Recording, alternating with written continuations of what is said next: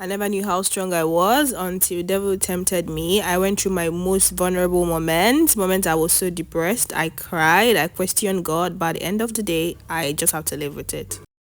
Right there on top of the moon. Hi, my name is Clara Ginika, and on today's video, I will be sharing with you guys how constantly cleaning my ear landed me with chronic middle ear infection. Thereby, I wouldn't say my ear canal or my middle ear is actually damaged, but something like that. So November 2024, I woke up to constant ringing in my ear, and I'm like, what's going on? It was very abnormal. I was so uncomfortable.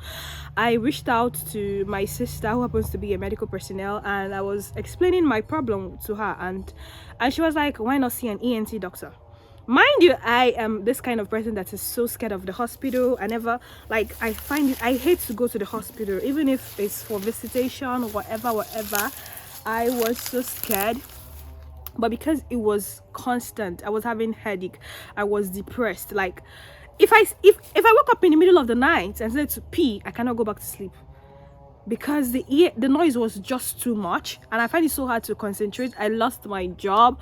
Like, do you know, before I sleep, I actually like have to pray and pray and pray before I would doze off. Or sometimes I take medication for me to doze off, because I can't just sleep like every other normal person. Like, I can't just go to sleep the way every other normal person goes to sleep, because the noise was just too much. My BP was so high.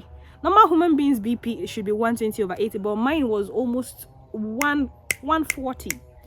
It was so high, and a lot was just going wrong with me. I was just losing interest. Like, I don't know what to do. I was so depressed. So I started my first treatment in FMC Onitsha, Anambra State, Nigeria. I live in Delta State, Nigeria. I went there, and the first consultation went pretty cool. They checked my ear. They said it was infection. Mind you, not all medical personnel tells you how bad your middle ear is, like how damaged it is.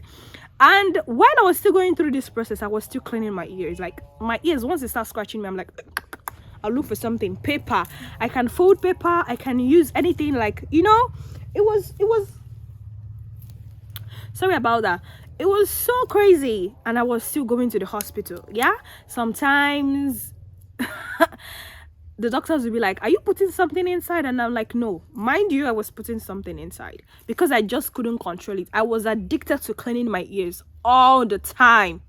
So after my first medical consultations, they gave me medications, and it was getting better. Yeah, it was still minor as at then, and all of a sudden, it wasn't like it came back again. Like, the medication finished, I went back for my appointment again, and I found out that this noise is not stopping. It seemed as if it was getting worse every day. It was just getting worse day by day, and I had to change hospital. I went to El Shaddai Private Medical Clinic in Delta State, Nigeria.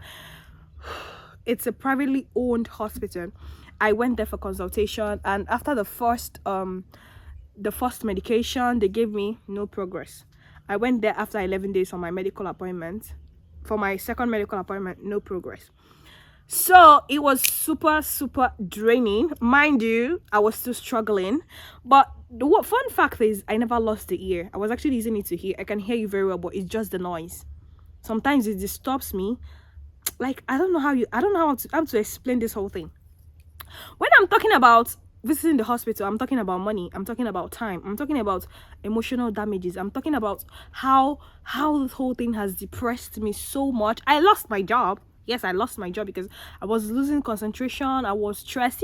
When you're just sitting down pretty cool, you're trying to think and meditate about your life, your ear is ringing, your BP is high, you're having headache, it's just like a lot is going on your brain. And at the time, here started paining me. This whole thing is actually connected.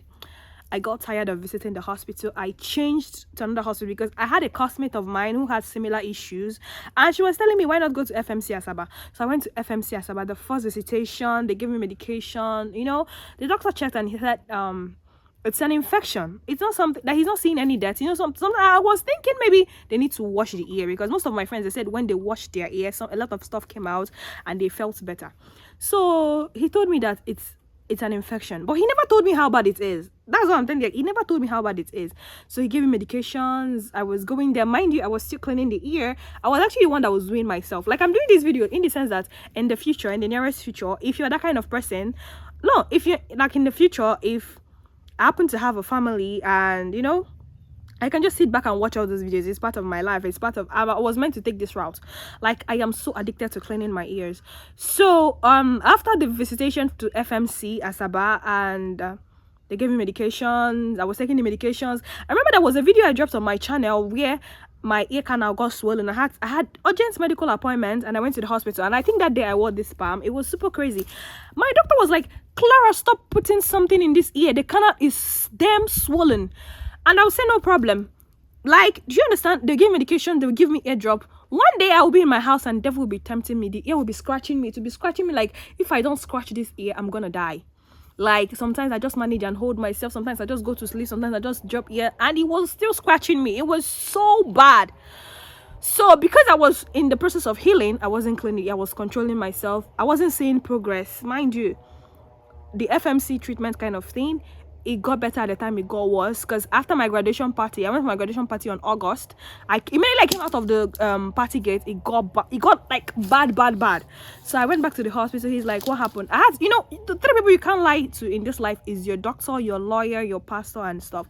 So I told him that, look at what happened. I went for my graduation party, I came back, and it was like this. So he said, okay, no problem. So he gave me some medications, and mind you, all the time I was going paying for consultation. No, you don't go and not pay for consultations. So after the whole treatment, there was no improvement. Then first week of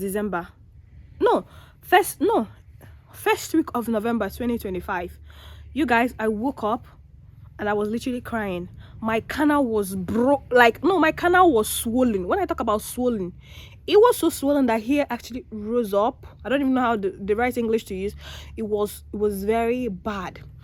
And I remember one of my friends telling me to visit a specialist ENT doctor in New Anambra State, Nigeria. She was telling me that her sister had a medical surgery on her throat, that the hospital specialized only on ear, nose, and throat thing. That this, like, you know. So I said, okay, no problem. I embarked on this journey. I had no plans. Yeah, I went to this hospital. Consultation wasn't friendly. I think that's the most expensive ENT specialist I've ever visited in my entire infection journey. I paid, how much did I even pay for consultation? And when they checked me, I went in for medical consultation. They used something like Penderhouse camera. I don't even know how they did it. And that was when the doctor explained how bad my problem was to me. You guys, all this time I was going to the hospital, they never told me how bad it was. So he told me I have fungi infection, and it is very chronic, because the infection, I don't know how he didn't even speak that English, but it was actually written in my medical report. Because I was always like inserting something inside, I was actually pushing those things inside, you know. And he also advised me that no matter how scratchy the ear gets, I shouldn't scratch my ear. That the more I scratch, the more it gets bad. And as a human being, you're not even supposed to be cleaning your ear like all the time. You should clean your ear like once in 3 months, once in 4 months. Those oil you actually clean out and you feel like, my ear is actually very dirty. Those oil actually prevent some death from going inside the ear itself. If you don't know anything, just learn this thing from me today. So they gave me medications, they cleaned the ear. So when they syringe, is it syringe or wash? I don't know, they put something and something came out. Green thing like algae. I don't even know how to explain that thing. That was actually the first time something came out of the ear. They put something, I felt better, and he said the next day I should, you know, use some medications. I never knew the doctor meant that I should come back for the treatment like 3 times. So mind you, I don't live in Anambra State. It's very far. It's like a 2-hour drive to my place, and I don't have anybody around. It was like a few days ago that this my right ear, this my other ear, it got swollen. The canal got swollen. I don't know.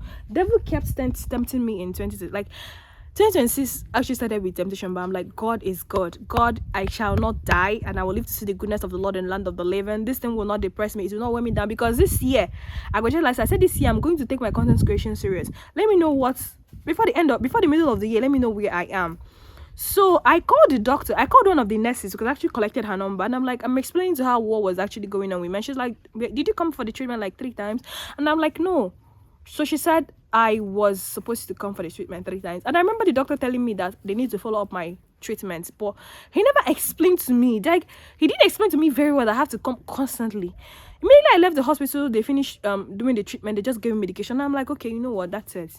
I was taking the medication, I wasn't getting response and stuff. So the reason I'm doing this video is today I've decided to like not go for any ENT treatment, never go for any medical checkup, whatever.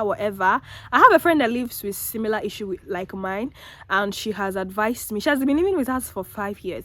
She advised me that this is something you can manage. It is not curable. My doctor, Dr. Kelvin from FMC, he told me personally that, Clara, you're just worried about this ear unnecessarily, like you're stressing yourself too much. This thing cannot be cured. You just have to manage it and not insert anything in the ear. So that was how I lost this ear. Mind you, I can still hear. I'm hearing you. If you talk, I can hear you. I can understand whatever you're saying. But what I'm saying is, it's no longer the way it used to be. It has been tampered with, something like that. So I want to go for my last medical checkup today concerning my ear, and that's it. So I want to share with you guys my journey, my experience, how far it has been, how rough, ugly, depressing it has been. And my advice to you as a human being is not to clean your ear constantly. No matter how hard it's itching you, scratching you, don't ever put anything in your ear. I think I should be doing a video about that cotton wool should be banned in this life. And if you're ever to use a cotton wool to clean your ear, use it like once in 4 months, once in 5 months. Don't clean your ears constantly. It's very, very harmful. Thank you guys, and God bless you.